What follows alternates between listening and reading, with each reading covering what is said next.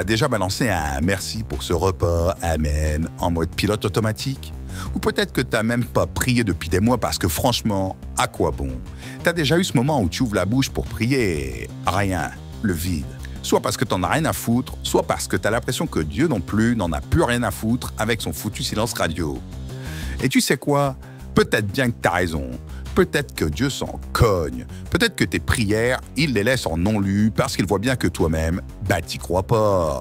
Mais alors ça veut dire quoi? Que prier c'est juste un truc pour les gens motivés, les convaincus, les fanatiques du matin avec leur Bible et leur café? Ça veut dire que si t'es blasé, si t'es sec, si t'en as marre, c'est mort? Non.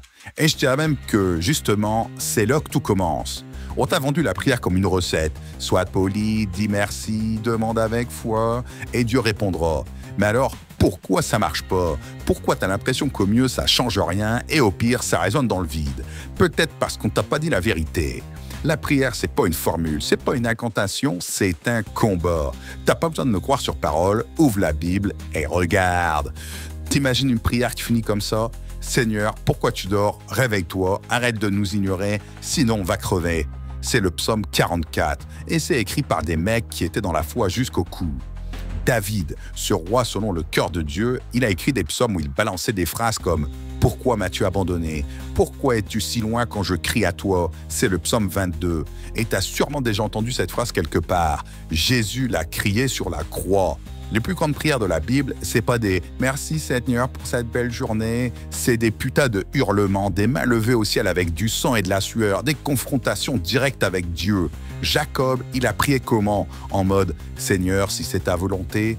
Non, il a littéralement lutté avec Dieu toute la nuit, physiquement, ouais, comme un combat de MMA céleste.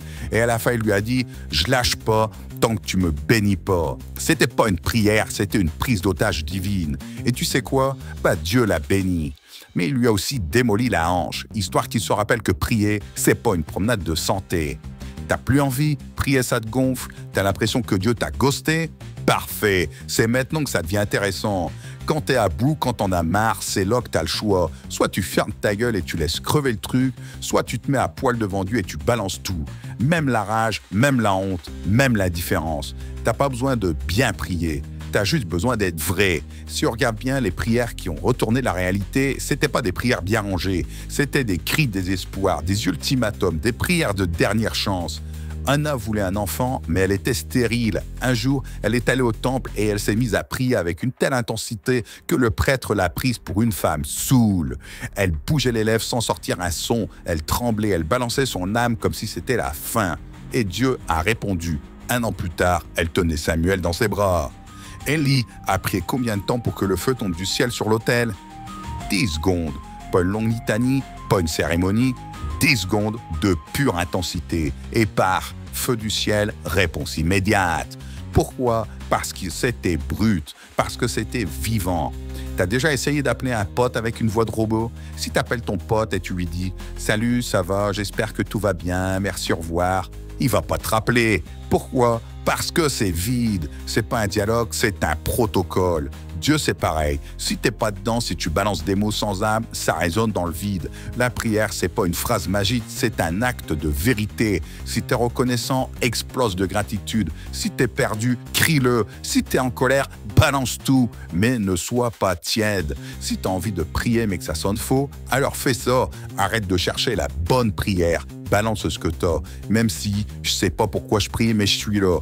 Si t'as rien à dire, dis-le. Seigneur, j'ai pas envie de prier, j'ai l'impression que ça sert à rien. C'est une prière. Si t'es en colère, balance ta rage. Il y a des psaumes qui sont juste des mecs en train de gueuler sur Dieu et ils sont dans la Bible. Si t'as plus la foi, dis-le. Seigneur, j'ai du mal à croire en toi, prouve-moi que t'es là. Ça aussi, c'est une prière. Alors, Dieu s'en fout vraiment de toi? Non, évidemment, t'es hyper important à ses yeux. Ça fait plus de 2000 ans qu'il essaie de te sauver. Par contre, les prières vides, ouais, il en a clairement rien à carrer. Donc si tu pries en mode automatique, en mode comme il faut, Oublie, si tu pries sans que ton ami soit, ça sert à rien. La prière, c'est un cri ou une louange qui vient des tripes. C'est un combat, c'est un bras de fer avec l'Éternel ou ton ego. Alors, bats-toi, parce que ta prière, c'est pas un murmure dans l'oreille d'un fantôme, c'est un séisme, c'est un tonnerre qui fait trembler les fondations du monde.